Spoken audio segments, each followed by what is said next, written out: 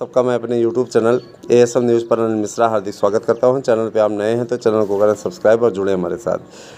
मेरे प्यारे भाई बहनों, 72,825 के प्रकरण को लगभग सॉल्व करा लिया गया है। बहुत जल्दी ही आप लोगों को इस भर्ती का ये प्रकरण देखने को मिलेगा। निश्चित रूप से आप लोगों को बहुत जल्दी ही बड़ी खुशखबरी मिलने जा रही है। B.Ed डिग्री धारकों को प्रसन्न करना हमेशा एक किसी न किसी का सपना होता है। B.Ed डिग्री धारक कितने प्रसन्न होंगे तो वोटिंग भी अच्छी खासी मिलती है।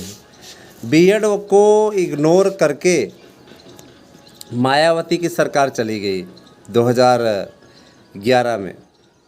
2011 वाली जो भर्ती हुई, B.Ed वालों को इस तरीके से परेशान होना पड़ा।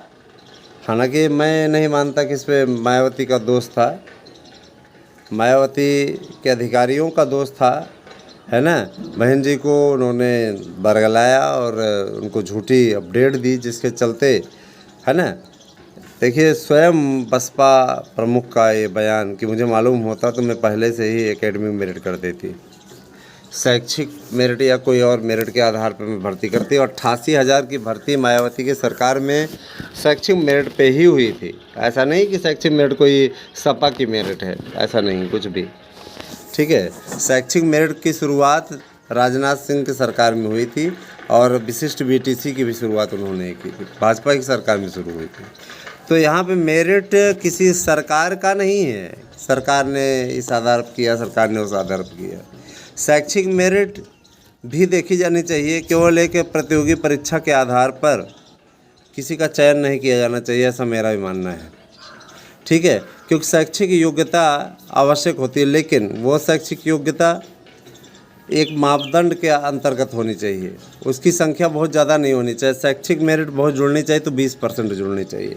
अब नए रूप में जिस प्रकार शैक्षिक मेरिट हो रही है भैया, जिस तरीके मेरिट लोग बना रहे हैं हाई स्कूल इंटर में, हमारे समय में तो इस प्रकार की मेरिट मिलती ही नहीं थी। 1 नंबर से भी कोई अगर लटक जाता था तो पूरे साल पढ़ाई करता था, है ना। अगर 1 नंबर से भी कोई लटक जाता था तो पूरे साल पढ़ाई करता था। और जाहिर सी बात है कि अब इसके लिए यही मेरा कहना है कि, है ना, आप सभी लोग मत लटकिएगा, अब आगे आगे बढ़िए, बस यही कहना है। इसके अलावा दोस्तों मैं इतना ज़रूर कहना चाहूँगा कि शैक्षिक मेरिट को लेकर के जिस तरीके से पहले तो शैक्षिक मेरिट पे ही बसपा ने स्वीकृति दी थी, ठीक है। अब चूँकि काउंसलिंग होने वाली है तो मैं आपको थोड़ी सी स्टोरी इधर की बता दूं और उसके बाद आपको बताता हूं कि क्या निर्णय हुआ और कब से आपकी काउंसलिंग होनी है। तो पूरी वीडियो आपके लिए बहुत महत्वपूर्ण रहने वाली है, इस पूरी वीडियो को आप देखिएगा। मित्रों, 2011 में सबसे पहले मायावती की सरकार ने कांग्रेस की केंद्र सरकार के पास में एक पत्र लिखा। उस समय मनमोहन सिंह प्रधानमंत्री थे। मनमोहन सिंह के पास एक पत्र लिखा और वहाँ से उन्होंने अनुमति मांगी कि हम 72,825 टीचर्स की भर्ती करना चाहते हैं, इसके लिए हमें स्वीकृति दी जाए। समझ रहे हैं। तो वहाँ पे राजीव शुक्ला नाम का एक व्यक्ति है जो कि क्या कहते हैं IPL का उपाध्यक्ष भी रह चुका है। उसने कहा कि अरे विशिष्ट BT से बस मेरिट जुड़ कर के तुरंत हो जाती है। उसने क्या किया, उसके मन में क्या कीड़ा पल रहा था वो समझ में से नहीं आया। उसने क्या किया, MHRD मंत्रालय से मिलजुल कर के एक पात्रता परीक्षा का आयोजन करवाया। यहीं से भर्ती लटकनी शुरू हुई। देखिए पहले, अच्छा चलो भैया पात्रता परीक्षा ठीक है, कोई बात नहीं है, नेताओं के लिए भी एक पात्रता परीक्षा निकल जाएगी तो मंजूर करोगे क्या, है ना। एक पेट हो जाए बढ़िया से, पेट तो ये हो ही रहा है, पॉलिटिकल एलिजिबिलिटी टेस्ट हो जाए, जो योग्य पड़े। तेजस्वी जैसे नेता तो भाग खड़े होंगे, ये लोगों को फार्म भरना नहीं आता है ये पास क्या करेंगे, हैं। इनको क्या किया जाए इन लोगों को। बहरहाल दोस्तों, मैं इतना ज़रूर कहना चाहता हूँ, उसके बाद में फार्म निकला, चलिए ठीक है, लोगों ने TET की तैयारी शुरू कर दी। पहले सबसे पहले CTET होगा, सीटेट की बात तो आपको याद ही होगा, सीटेट के लिए कितना कठिन संघर्ष किया। अरे पीसीएस के पेपर को छोड़ करके अभ्यर्थी शिक्षक भर्ती की तैयारी कर रहे हैं। पहले एक शिक्षक बन जाएं, उसके बाद क्या क्या नैरेटिव, क्या क्या ड्रामा सेट किया गया। चला ये काफ़ी दिनों तक मैटर। उसके बाद में फिर नहीं लोगों से बना, तो फिर क्या दूसरा प्रकरण लेकर के आ गए। दूसरा प्रकरण क्या आ गए? अच्छा, पेपर चल रहा था। उसके बाद माध्यमिक शिक्षा परिषद को सौंप दिया गया कि भैया सबसे बड़ी परीक्षा है, आप कराते हो बोर्ड परीक्षा, 56 लाख अभ्यर्थियों की परीक्षा कराते हो, तो आप ये परीक्षा कराओ। संजय मोहन के मन में लालच आ गया कि क्यों ना ये 1.5 घंटे के पेपर में कमाई कर ली जाए। संजय मोहन ने पेपर ही आउट करा दिया, जो कि उस समय निदेशक संजय मोहन जो कि लोगों को जब रिजल्ट निकलता था तो ज्ञान देने का काम करते थे, ज्ञान देने का काम करते थे। आते थे और कुर्सी पर बैठ कर के, मैं असफल विद्यार्थियों के लिए बहुत दुखी हूँ, उनसे द्विगुणित कामना करता हूँ कि आगे जा कर के। क्या ड्रामा मचा के रखा हुआ था। बाद में वही चोर निकला, असल चोर। ठीक है, 2011 का में उसने स्पष्टतः स्वीकार किया कि हमने पेपर आउट कराया, हमने तमाम चीज़ें होगी, लेकिन चूँकि परीक्षा के 3 दिन पहले मायावती के ही अधिकारियों ने क्या किया, उन्होंने टीईटी मेरिट कर दिया एकेडमिक को छोड़ करके, क्योंकि उन्होंने वहाँ पे सांठगांठ की थी। नासिमुद्दीन सिद्दीकी जैसे लोगों ने वहाँ पे सांठगांठ की थी और ज़बरदस्त तरीके से धांधली कराई, और धांधली करा करके पूरी मेरिट को बर्बाद कर दिया। टीटी मेरिट पे सुनते ही लोग जाली दस्तावेज बनवाने लगे, जाली मार्कशीटें बनवाने लगे, सेंटरों पे सेटिंग होने लगी। 1.5 घंटे में 150 क्वेश्चन में कई महापुरुषों को 140-145 मिले। इतना ज्ञान रखा हुआ था तो अभी तक ये पढ़े कैसे थे, यही आश्चर्य की बात है।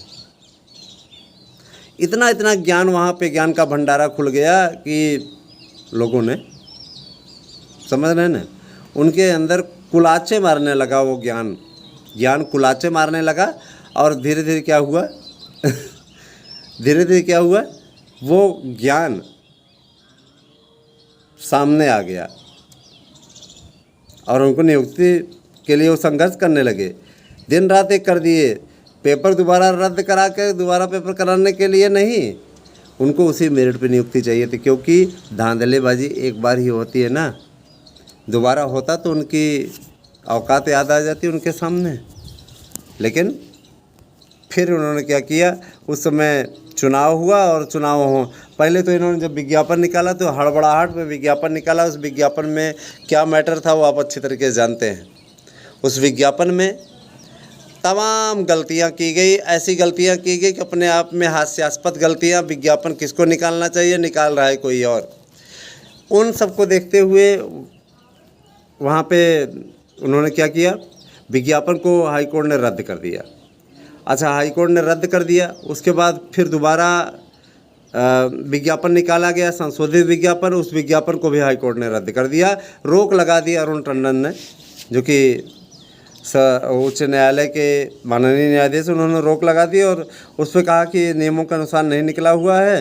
और फिर उसके बाद में सरकार भी बदल गई, चुनाव हुआ था तो उसमें समाजवादी पार्टी को पूर्ण बहुमत मिला। समाजवादी पार्टी ने अखिलेश यादव मुख्यमंत्री बने। उन्होंने क्या किया, मेरिट को बदल दिया, मेरिट को उन्होंने अकादमिक कर दिया और नियमानुसार कर दिया, जिस प्रकार का नियम था उसी प्रकार से उन्होंने कर दिया। इसके खिलाफ भी कुछ लोग लगे रहे काफ़ी दिनों तक, याचिका तक कर दी और लड़ाई लड़ते रहे। अधिवक्ता अच्छा हो तो किस्मत बदलने का मादा रखता है, मैटर भले ही गलत क्यों ना हो। ये बात अशोक खरे ने सिद्ध कर दी। अशोक खरे ने इन लोगों की अच्छे से पैरवी करते हुए 72,825 के पुराने विज्ञापन के लिए लड़ाई लड़नी आरंभ की। इधर विज्ञापन चलता रहा, विज्ञापन नई दिशा में आगे बढ़ता गया और धीरे धीरे फिर क्या कहते हैं, प्रोग्रेस जैसे ही पहुंचने वाला था फिर अगली सीढ़ी प्रदान कर दी गई, है ना दोस्तों। तो ये श्रृंखला थी आपकी अभी तक की। अगली श्रृंखला में आप लोगों को आगे की वीडियो बताएंगे। तो दोस्तों, हम ये कहते हैं जिस तरीके से लोग इस प्रकार का निगेटिव बातें आप तक फैला रहे हैं, उससे सावधान रहिएगा, यही आपसे कहना है, ठीक है। बाद में क्या प्रकरण रहा वो अब तक सब आप लोगों को मालूम है, लेकिन उस पर डिटेल से थोड़ा सा चर्चा करेंगे और चर्चा करके फिर उसके बाद में आप लोगों के बीच में अगली वीडियो लेकर के हम आएंगे। मुझे पूरा विश्वास है कि आपको हमारी ये वीडियो पसंद आई होगी। कैसी लगी वीडियो अवश्य बताइएगा, ज़रूर बताइएगा दोस्तों। आप सभी का बहुत बहुत धन्यवाद। आप सही दिन शुभ हो। Thank you. Have a nice day.